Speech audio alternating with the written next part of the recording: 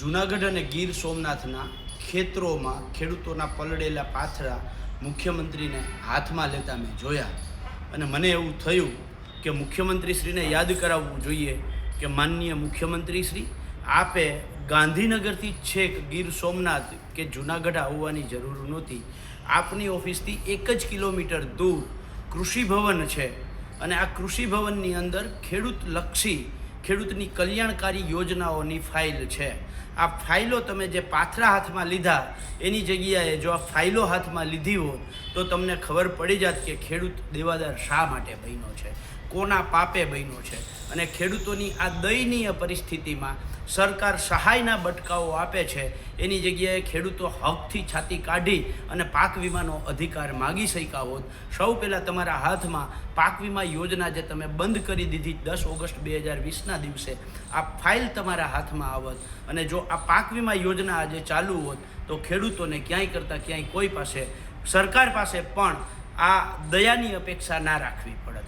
અને એની સાથે સાથે એક્ઝેક્ટ બાજુમાં NDRF અને SDRFની ફાઇલ મળત, જે ખેડૂતોને પાક વીમાની સાથે સાથે સરકાર તરફથી સહાય, જેવી રીતે 2019માં ખેડૂતોને અતિવૃષ્ટિમાં પાક નુકસાનીની સહાય 3,750 કરોડનું પેકેજ મળ્યું અને પાક વીમા યોજનાના 10,000 કરોડ મળ્યા. એવી રીતે બીજી જ ફાઇલ તમને આ NDRF SDRFની ફાઇલ આવત.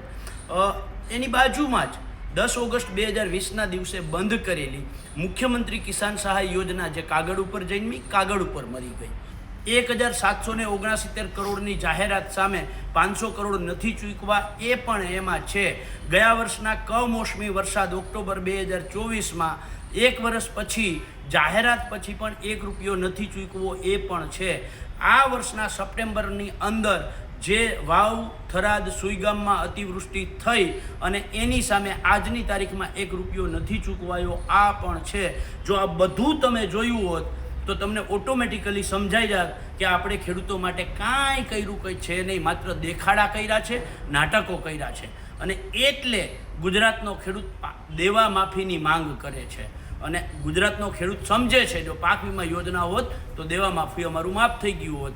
પણ આ યોજના બંધ કરવાનું પાપ તમે કર્યું છે, એ પાપ તમને ત્યાં દેખાત તો તમારે જૂનાગઢ ધક્કો ન થાત.